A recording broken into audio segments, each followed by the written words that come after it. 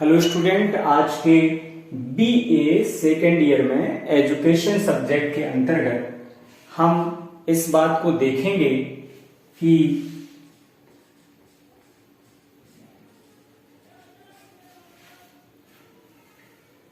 जो बायोडाइवर्सिटी है या जैव विविधता है उसके बारे में, उस शब्द से तात्पर्य क्या है, उसका क्या अर्थ है। तो आज का हमने टॉपिक रखा है जैव विविधता का अर्थ अथवा आशय, या आप कह सकते हैं जैव विविधता से तात्पर्य, मीनिंग ऑफ बायोडाइवर्सिटी। तो सबसे पहले हम समझते हैं जैव विविधता से क्या आशय लिया जाता है। जीवों की उस विविधता और संख्या से है जिसमें पौधे, पशु पक्षी सभी जीव सम्मिलित होते हैं। इनकी संख्या जितनी अधिक होती है जैव विविधता उतनी ही अधिक संपन्न मानी जाती है। तो बेसिकली जो जैव विविधता है वो हमारी पृथ्वी पर जितने भी जीवधारी उपस्थित होते हैं उसमें मनुष्य, जीव जंतु, पशु पक्षी सभी जीव जो भी हैं, सभी जीव जंतु जो भी जीवित हैं उन सभी को इसमें शामिल किया जाता है। बिल्कुल जितने भी लिविंग थिंग्स हैं सभी को इसमें शामिल किया जाता है, और इनकी संख्या जितनी अधिक होती है जैव विविधता को उतना ही अधिक संपन्न माना जाता है। ये इसकी एक विशेषता भी आप मान सकते हैं। और इसका निर्माण कैसे हुआ उसके बारे में समझते हैं। प्रकृति में लंबे समय तक चलने वाली जो विकास की प्रक्रिया थी, बहुत सारी जैविक प्रक्रियाओं के द्वारा पृथ्वी पर लगातार नए नए जीवधारियों का विकास हुआ। तो उन जैविक प्रक्रियाओं के फलस्वरूप यह अस्तित्व में आई है, ठीक है, वर्तमान रूप में। और जैव रूपों में असीम विविधता जीवन का विशेष लक्षण मानी जाती है। यानी कि जीवधारियों में जितनी ज्यादा विविधताएं होंगी, जैसे मान लीजिए कि हमने घोड़े को ले लिया तो घोड़े में कई वैरायटीज होती हैं। गाय को ले लिया, मान लीजिए गाय या बैल की नस्ल ले ली तो उसमें भी कई वैरायटीज होती हैं। राजस्थानी गाय, महाराष्ट्रियन गाय, उत्तर प्रदेश की गाय या बिहार राज्य की गाय, तो उनमें कुछ अंतर होते हैं ना। और सभी प्रकार से अंतर होता है, उनकी लंबाई, ऊंचाई, चौड़ाई, उनमें दूध की मात्रा, या उनके मस्तक का भाग, या उनके पैरों की लंबाई। तो इस तरह से भी विभिन्नता, मतलब जितनी ज्यादा विभिन्नताएं होंगी किसी भी जीव जंतु की, सबसे पहले तो उनकी संख्या अधिक होगी, और दूसरा फिर उस संख्या के बाद उनमें अलग अलग वैरायटीज होंगी। तो इसी को जैव विविधता का एक विशेष लक्षण माना जाता है। यानी सबसे पहले तो एक जंतु, चाहे वो शेर हो, चीता हो, हिरण हो, किसी भी जीव जंतु या मनुष्य हो, और दूसरा फिर उसमें विभिन्नताएं कि कितने अधिक प्रकार हो सकते हैं, इसी को इसका एक विशेष कैरेक्टरिस्टिक या लक्षण माना जाता है जैव विविधता में।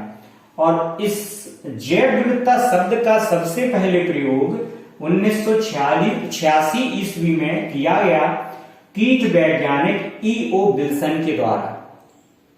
1986 में प्रथम बार कीट वैज्ञानिक E.O. विल्सन ने जैव विविधता शब्द या बायोडाइवर्सिटी शब्द का प्रयोग किया, प्रथम बार। दूसरी बात, वैज्ञानिक एवं सरकारी स्तर पर इसका प्रयोग इसी रूप में किया जाता है, और यह बृहद आधार वाला शब्द माना जाता है। जैव विविधता को एक बृहद आधार वाला शब्द माना जाता है। 1987 में प्रथम बार जैव विविधता शब्द को परिभाषित करने का कार्य किया गया। अमेरिका में टेक्नोलॉजी असेसमेंट के समय में इसकी परिभाषा को निर्धारित करने का, प्रथम बार परिभाषित करने का प्रयास किया गया, और वहां से एक परिभाषा निकल के आई, जैव विविधता की परिभाषा। पृथ्वी पर उपस्थित जीव जंतुओं में पाई जाने वाली विभिन्नता, विषमता और पारिस्थितिकी जटिलता जैव विविधता कहलाती है। ध्यान दीजिएगा, पृथ्वी पर उपस्थित जीव जंतुओं में पाई जाने वाली विभिन्नताएं, विषमताएं और पारिस्थितिकी जटिलताएं जैव विविधता कहलाती हैं। यानी किसी भी जीवधारी में जितनी अधिक विभिन्नता होगी, जितनी अधिक विषमता होगी, जितनी अधिक पारिस्थितिकी जटिलताएं होंगी, जैव विविधता उतनी ही अधिक संपन्न मानी जाती है। वर्ष 1992 में रियो डी जेनेरियो नामक नगर में पृथ्वी सम्मेलन आयोजित किया गया था। उस पृथ्वी सम्मेलन में भी इसको पुनः परिभाषित करने का कार्य किया गया। वहां से एक परिभाषा निकल कर आई कि विभिन्न स्रोतों के जीवों में विविधता और जिनके विभाग हैं वहां की पारिस्थितिकी जटिलता, प्रजातियों में तथा पारिस्थितिकी तंत्र में जो विविधता है वह जैव विविधता में सम्मिलित होती है। सबसे पहले आप ध्यान दीजिएगा, जीवों में विविधता, दूसरा उनके जो भाग हैं उनमें विविधता, फिर जो पारिस्थितिकी जिसमें वो निवास करते हैं उसमें जटिलताएं, और प्रजातियों में तथा पारिस्थितिकी तंत्र में जो विविधताएं हैं उन सभी को सम्मिलित रूप से जैव विविधता कहते हैं। तो इस परिभाषा का जब हम अन्वेषण करते हैं तो एक नई चीज सामने आती है कि जैव विविधता एक गतिशील प्रक्रिया है। सबसे पहली बात, अगर हम बिल्कुल सरल शब्दों में इसको परिभाषित करें तो जैव विविधता के बारे में मैं ये बिल्कुल सरल में बता दे रहा हूं आपको। जैव विविधता एक गतिशील प्रक्रिया है, पहली बात। दूसरा, आनुवंशिक तत्वों के बढ़ने से बढ़ती है। जैव विविधता आनुवंशिक तत्वों के बढ़ने से बढ़ती है। तीसरी बात, आनुवंशिक तत्वों के घटने से घटती है। जैव विविधता आनुवंशिक तत्वों के घटने से घटती है। और यदि किसी विशेष क्षेत्र में किसी भी कारण से, ये कंडीशन हो रही है, किसी भी विशेष क्षेत्र में किसी भी कारण से उपलब्ध प्रजातियों की संख्या में कमी आती है तो जैव विविधता में भी कमी आती है। यानी सीधा सीधा है, किसी भी प्रजाति के जीवों की संख्या में आई हुई कमी जैव विविधता में हुई कमी को दर्शाने का काम करती है। चाहे वह मनुष्य हो, चाहे पशु हो, चाहे पक्षी हो, चाहे पृथ्वी पर उपस्थित कोई भी जीवधारी हो, वह अगर सजीव है और उसकी संख्या में कमी आ रही है लगातार, तो निश्चित तौर पर उसकी जो विभिन्न प्रजातियां हैं उनमें भी कमी आना प्रारंभ हो जाएगी, और यह जैव विविधता में कमी का एक प्रमुख लक्षण मानी जाती है।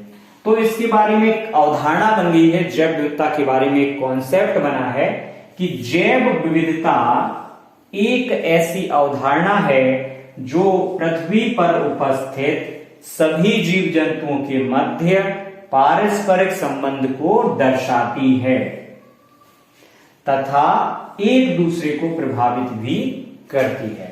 इसमें महत्वपूर्ण बात सामने निकल के आ रही है अंत में कि अगर हम कॉन्सेप्ट ऑफ बायोडाइवर्सिटी एक लाइन में क्लियर करना चाहें तो सबसे पहली बात, जैव विविधता एक ऐसी अवधारणा है जिसमें जो पृथ्वी पर उपस्थित सभी जीव जंतुओं के मध्य पारस्परिक संबंधों को दर्शाती है। अर्थात जैव विविधता जीवों के बीच में पारस्परिक संबंधों को दर्शाती है। मतलब क्या है कि एक जीवधारी का दूसरे जीवधारी के साथ क्या संबंध है और एक जीवधारी दूसरे जीवधारी पर किस तरह से आश्रित है तथा एक दूसरे को प्रभावित करते हैं और किस तरह से एक दूसरे को प्रभाव डालते हैं एक दूसरे पे।